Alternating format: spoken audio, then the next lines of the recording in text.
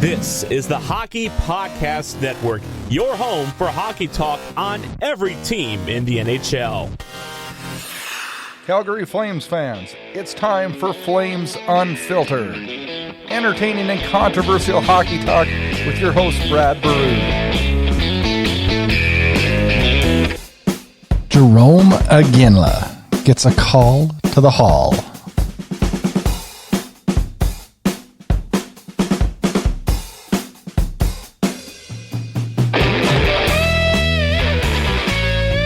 Good evening and welcome to Flames Unfiltered. Episode number 63. We are smack dab towards the end of the NHL pause. We pray and hope every day. June 30th, 2020, final day of June. We head into Canada Day tomorrow. It'll actually happen before this gets released. And then we'll roll into the 4th of July for our friends in the States. It is, man, it is, I don't even know what to say. This seems like this summer has taken forever. We are definitely in the heart of the heat of the summer as we've had some warm weather where I am at right at the moment. And some great news for Flames fans this week as we learned that Jarome Iginla, our superstar Flames player, has been selected into the Hockey Hall of Fame. Going in with Jarome, Marian Hossa, Kevin Lowe, Doug Wilson as players. And in the builders, we went with Ken Holland. Well-deserving there. And Kim St. Pierre in the women's division, the female goalie for Team Canada was selected in. This induction is scheduled to take place on November 16th in Toronto. I'm thinking that may just change, but I guess I probably better not get ahead of myself, huh?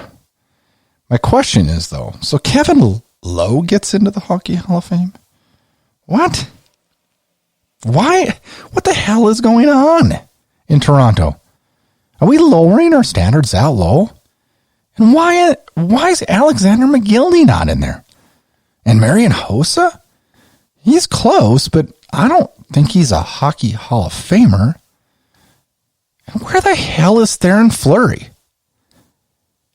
I can't believe he's not in there. I don't know. It just seems crazy. The wait for hockey continues. We had that news, and then we had the NHL draft lottery news. And yes, good news, Flames fans, we have a chance at number one still. We don't really want to get there, though, because I want to advance in the playoffs. I can't believe I hear some fans saying, well, we're okay losing the first round so we get a chance at number one. Like getting the number one pick guarantees you a Stanley Cup, right, Edmonton? Right, Buffalo? That was number two, but still, bad enough. Few hiccups along the way as we wait for hockey to return. Austin Matthews tests positive, along with a group of Tampa Bay Lightning's players and staff. Will this jeopardize the return of hockey? I don't think so. I think it's expected, isn't it? How can we expect to have all these players and staff and not have the percentage have it? I think it's the way it's going to go.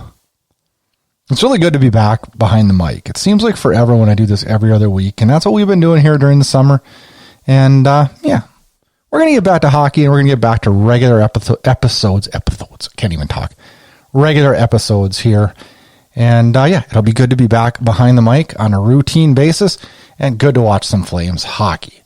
On this episode, we're going to dive right into the news of the week for Flames fans, and that is a selection of Jarome Iginla to the Hockey Hall of Fame.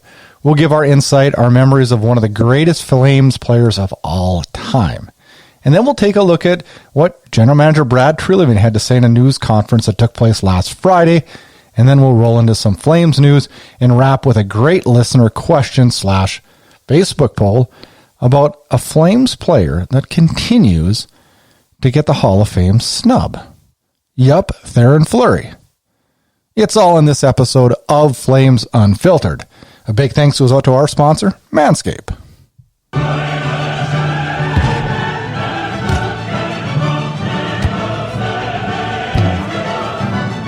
Balls can hurt, but yours don't have to.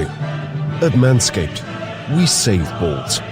Prevent manscaping accidents with the Lawnmower 3.0, featuring skin-safe technology by Manscaped. Get 20% off and free shipping when you use promo code THPN at manscaped.com.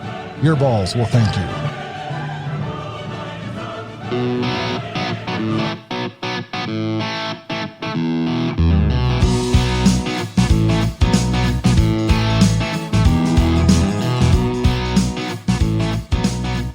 All right, Flames fans, let's get right into it here on this episode, and we're going to talk a little bit about Jerome Iginla. Arguably, I don't even think arguably anymore. I don't know who would argue that he's not the greatest Flames player of all time.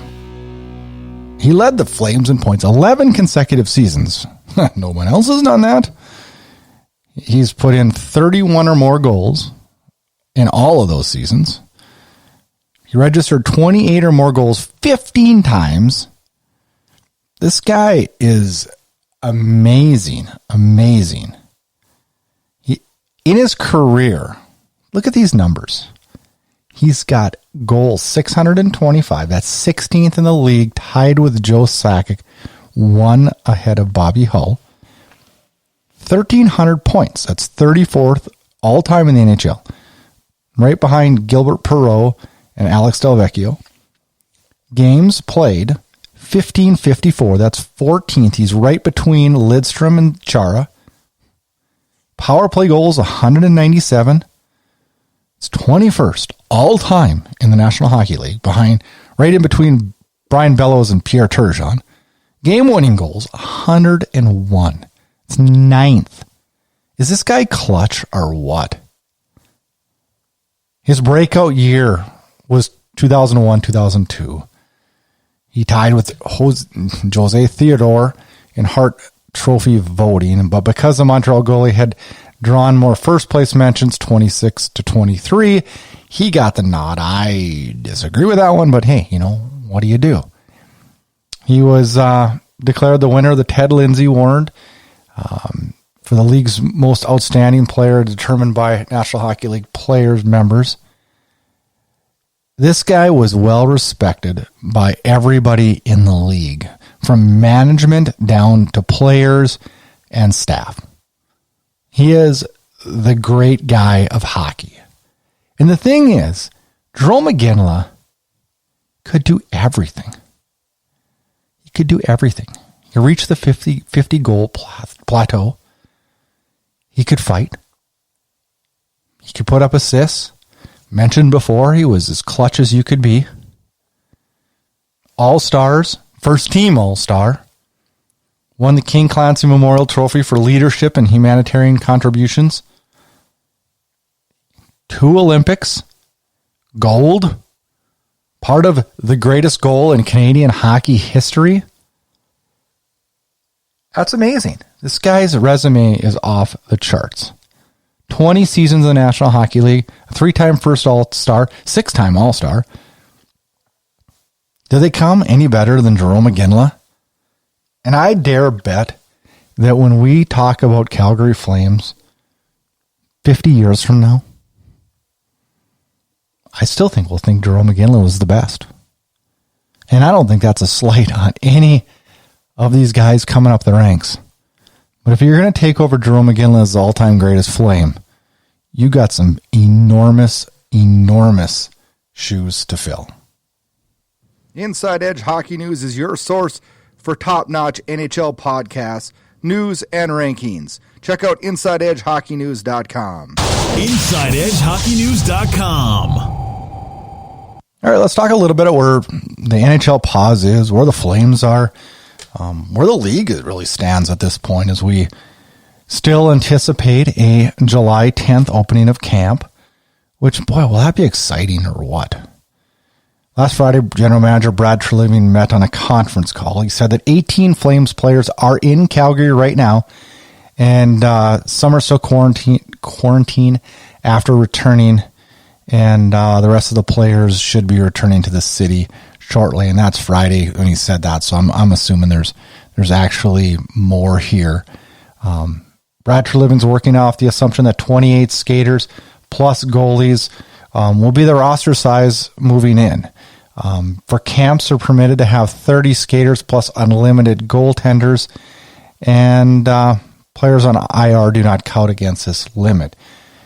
He did share his tentative list of players that are going to be invited to camp, and I'll read them off to you. We speculated on the last episode, but these guys are the list provided by Treliving. Alan Quine, Buddy Robinson, Byron Fries, Glenn Godden, Austin Zarnik, Matthew Phillips, Adam Rosiska, defenseman Alexander Yelchin, goaltenders John Gillies, Artem Zagidulin are on that list, along with the guys that were playing on the roster at season end. Ryan Lomberg is out with a significant injury, and he looks like a question mark for camp. I highly doubt it. College signing Connor Mackey is coming up to camp, but will not be eligible to play. Treliving's rewarding him and thinks it'll be great for the experience, and it'll be beneficial to his development, and I couldn't agree more. Rosiska's a guy that maybe was a little bit of surprising to see on the list, but the 21-year-old first-year pro, Treliving said it very simply. He said he deserves it. He's provided everything we've ever asked of him, and he needs to be on the roster. Phase 4 eligible players not brought to camp include Jacob Peltier, Luke Phillip, Eto Tulia, Martin Prospel, and Dimitri Zeg. God, why I always get that guy's name wrong. Kirkland's on there, Valet, Nielsen, Litterby, Schneider, Parsons, Pedersen, Carson Poolman, Kinneville, and Dustin Wolf. They were players that were not invited. Treliving said that the camp looks to be held in Calgary, where it was originally possibly going to be played in the U.S., but boy, things have changed in the last 2 weeks. Isn't it funny how every 2 weeks just things change so much? Another thing that came up in the press conference was questions on UC Valimaki. And it doesn't look like he will play this season. And there's a big reason for that, because to Treliving's understanding, he would be exempt from the Seattle expansion draft if he doesn't play this season. And we can't afford to lose him. And health is honestly the number one priority here too. And I think having him sit out probably isn't a bad idea at this point, because, man, what would it be like to have a Flames season where he's on the blue line uninjured? It seems like it's been a rough go for him, and we hope that next year Valimaki's a top 4 D-man for this team, because, boy, does he have a bright future. Timeline for Phase 3. So where are we sitting? It still looks like July 10th is the date for camps to open. Tentatively, July 30th looks for a projected start date of games. Lots are happening right as I record this, so I know as soon as I release this that it's all going to be outdated, because the NHL and the National Hockey League Players Association are deep in talks the last couple days about a return to play agreement and a possible CBA, which is amazingly great news. It looks like we get 4 to 6 more years. Olympics look like they're to be included. Hub cities look like it's going to be Edmonton and Toronto. And it looks like West is going to be in Toronto, East is going to be in Edmonton. We'll see where that all goes, but that looks like it's been almost finalized by Bob McKenzie. All of this looks to be released as soon as both sides ratify this agreement, but it looks like it's going to happen. And that's great news. When you look at the struggles that baseball has had, and now rumblings of troubles with the National Basketball Association, and some talk in the NFL, maybe not so much there as we're seeing in baseball and in basketball, but boy, wouldn't it be nice for hockey to step up above the players and the owners, agree to this, extend that CBA, work together on something for the betterment of the game. That would just be amazing and so needed, because you know what, man, we all want hockey back, and we want to come back in good spirits with everybody working together and not have that stress hanging over our head that some of these other professional leagues are having. The Hockey Podcast Network, which Flames Unfiltered is proud to be part of, has a great podcast called Tales with TR, a hockey podcast. Hosted by former National Hockey League player Terry Ryan, Yep, you heard him on Spit and Chicklets, and he has you laughing on every episode. Check out Tales with TR, a hockey podcast on the Hockey Podcast Network. Every team, everywhere. The Hockey Podcast Network. Time for the Flames news, and this section's been weird. During this break, it's been very, very short, and today is really no exception. Last week, I had a ton of Flames news, but not so much this week. Just two quick items I wanted to bring up. Artem Zagidulin has signed a 1-year, 2-way contract. The goaltender played last year in Stockton. He's signing out of Russia. His record in Stockton last year, 16-7-4, a .898 save percentage. He looks like a goalie that will be in the Flames system for some time. Interesting to see how that all plays out with him in camp next year. And really what will happen with the goaltending next year. Boy, there's a lot of up in the air when you think about this. As soon as we get done with this playoffs, we're going to have so many questions to get figured out in what's going to be an abbreviated offseason. So it's going to be a lot of fun and a lot of news on a daily basis. Calgary Munich Land Corporation announces that HOK and Dialogue will do the design for the Calgary's new arena. CANA Construction and Mortensen Construction are the companies that will build the new $550 million event center. The project looks to start and will open in 2024. Now, the companies working on this were part of the companies that build MetLife Stadium in New Jersey, Mercedes-Benz Stadium in Atlanta, the Little Caesars Arena in Detroit, and Rogers Place in Edmonton. So very familiar group with building, top-notch National Hockey League facilities. All right, let's go on to the listener questions segment of the show, and it's kind of a listener question along with a Facebook poll. And my good buddies at Flames Hub helped me out with this poll. The question I put on the poll is, will Theoren Fleury ever be voted into the Hockey Hall of Fame? Here's that question again. Will Theoren Fleury ever be voted into the Hockey Hall of Fame? Not should he, but will he be? I was surprised by the response. I was shocked by the response. Another great response. 175 people answered the poll, which is amazing during the summer here. I love these groups on Facebook. Go on and join Flames Hub. They are a great group of guys. I talk Flames hockey with them on a daily basis. Here's the results. The yes wins it by a huge margin. 71% of the poll people think that he will get into the Hockey Hall of Fame. 29% didn't. I would fall into the category of the didn't. I don't think he'll ever get voted in. I think he should be. He should be, but I don't think he will. I think there's so much politics involved in this. I think it's a good old boy network. I'm not trying to be negative on the Hockey Hall of Fame. I love the place. I love going there. But I hate the archaic voting in position, the way they handle it. It's awful. And I think it's rigged almost. I shouldn't, that's a bad word. I shouldn't say rigged. I think it's really a good old boy situation. One of the guys on this Facebook poll made a really good comment, and I highlighted it. His name was John Roberts, and his comment was, if the Flames maybe started by hanging his jersey in Calgary, maybe that would set the table. And when you think about that, that couldn't be more true. Why isn't his name in his number in the rafters? And I talked about this last episode. But seriously, wouldn't that start to pave the way?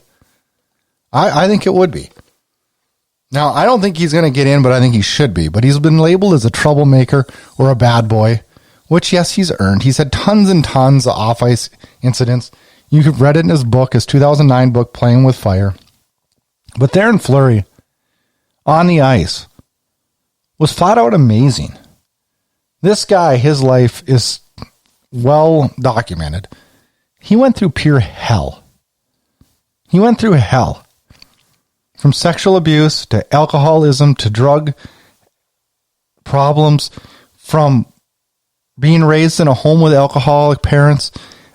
This guy's life has been turned upside down. And he couldn't be...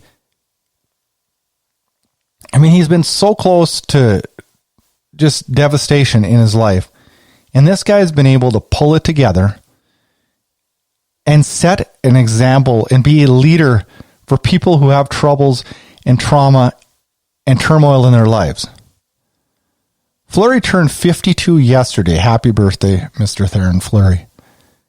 And he's just one of 15 players in NHL history to average more than a point a game in the regular season and the Stanley Cup playoffs.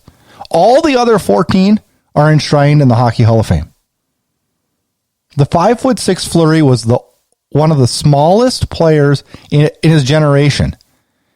And this guy bobbed and weaved through giants and had to deal with that clutch and grab and constantly played with a feisty attitude and stirred the pot tons and tons. He hit the 50-goal mark one time. He hit the Century Club in points twice. He was a second-team All-Star selection in 94-95 and twice finished in the top 5 in the Hart Trophy balloting. Yeah, that's for the MVP of the league. He ranks 58th all-time in goals, 77th in assists, 64th in points. This guy's not in the Hall of Fame. I cannot believe it. I cannot believe it. He's got a Stanley Cup. He's got an Olympic gold medal. He's got World Junior gold. What does this guy need to do? What does he need to do? Think about these accomplishments. It's flat out amazing. And I feel really, really bad because nobody deserves to be in the Hall of Fame more than Theron Fleury. Get all your Flames Unfiltered podcasts, team news, team updates, and highlights at flamesunfiltered.com. Well, it's good to be back tonight on a little bit of an abbreviated issue or episode of the podcast. We'll get things back into full swing on July 19th as we take a break till July 19th. And at that point, we will start our second season with the Hockey Podcast Network. And this year, in season 2 on the Hockey Podcast Network, we are going to be, it's kind of like season 1-2, as we're going to run weekly episodes to the end of September. And the episodes will drop Monday mornings on the Hockey Podcast Network, and they'll drop Tuesdays on flamesunfiltered.com. Then, once next season gets going in the National Hockey League, it'll officially be season 2 of the Hockey Podcast Network. And this year, instead of doing the 2 days a week that we did last year, we kind of did a Monday, Thursday, 30-minute episode, and which was great. But this year, what we're going to do on the Hockey Podcast Network and flamesunfiltered.com is the podcast is going to release every Monday morning, and it's going to be between 45 minutes and an hour, and we're going to do it once a week. And we're going to have tons and tons of great guests on the show this year. Audie James will be joining me on a frequent basis this year. Great Flames talk with him. We'll have lots of guests this year and lots of Flames talk and hopefully lots of celebration as we continue the success of the Flames next year. And I can't wait to see how these playoffs go this year. And I can't wait to see how the offseason goes. There are so many unanswered questions in Calgary, and I just can't wait to see how everything all comes together and how the Flames look when they hit the ice for the 2020-2021 season. This year's been kind of a debacle so far, so hopefully this break rids us of all that silliness and we come back with a long playoff run. It's good to be back here on Flames Unfiltered. I will be back on July 19th with another episode, and we'll be running on a weekly basis from there on out until the playoffs are done. It's great hockey talk every week on Flames Unfiltered.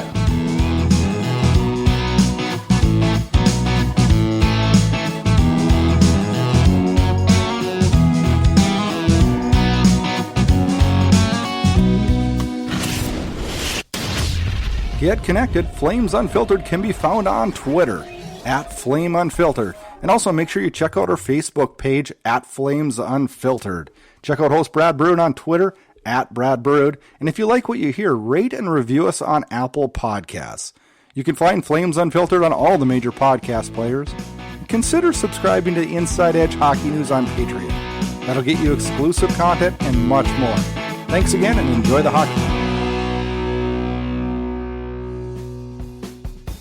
Thanks for tuning in to Flames Unfiltered. Check back for more action-packed Calgary Flames talk.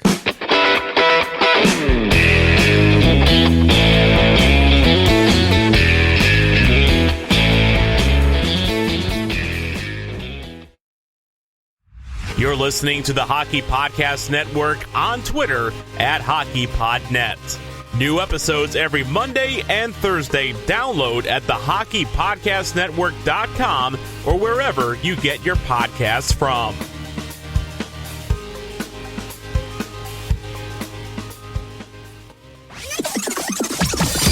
This has been a production of Inside Edge Hockey News Radio, brought to you by the Hockey Podcast Network. This production is copyrighted and distributed by the Inside Edge Hockey Media Group.